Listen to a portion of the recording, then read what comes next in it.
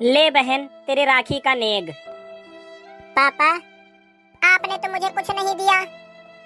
पिंकी, बुआ बड़ी है, बुआ की शादी हो गई है, बुआ का नेक बनता है, तेरा नहीं, तू तो अभी बच्ची है। बिटिया शाम को आते वक्त मैं तेरा राखी का गिफ्ट लेकर आऊंगा, ठीक है? ठीक है पापा। पूनम, रक्षाबंधन पर क्या गिफ्ट दिया है तेरा भाई? अरे वो क्या दे देगा, जो उसकी बीबी बोलती है वही देता है। वो 1100 रुपए पकड़ा के गया है। अरे कोई बात नहीं, ये ले बिटिया 11,000 रुपए। अब तो खुश है ना तू? सुनो जी, 5000 रुपए और दे दो। इसकी बेटी नहीं आई है ना, और दामाद जी भी नहीं आए हैं। बिटिया दामाद को जितना दे दो उतना ही अच्छा है, पुण्य लगता है, इससे लक्ष्मी घर में और आती हैं।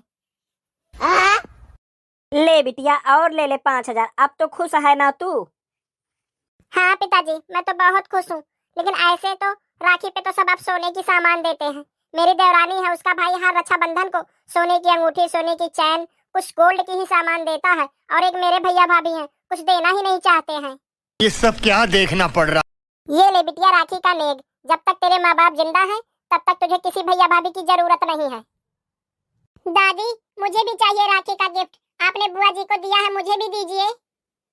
अरे ये गिफ्ट लेने नहीं आई है, इसकी माँ ने सिखा के भेजा होगा। जाके देख बुआ को क्या क्या दे रहे हैं सब। ले बिटिया तू भी ले। अरे कहाँ दिमाग है तुम्हारा, 200 रुपए दे दिए, 50 रुपए देना था।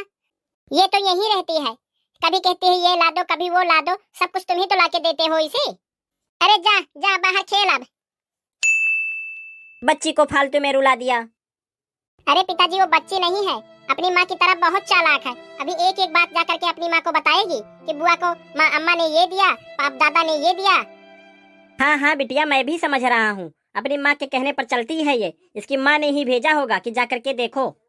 और हाँ, आप सुन लीजिए, हमारी बिटिया के लिए 1 किलो लड्डू और 1 किलो छेना लेते आना। बस बिटिया को दे दूंगी, और बच्चे जब खाएंगे तो कहेंगे नानी ने दिया है, बहुत खुश हो जाएंगे सभी लोग।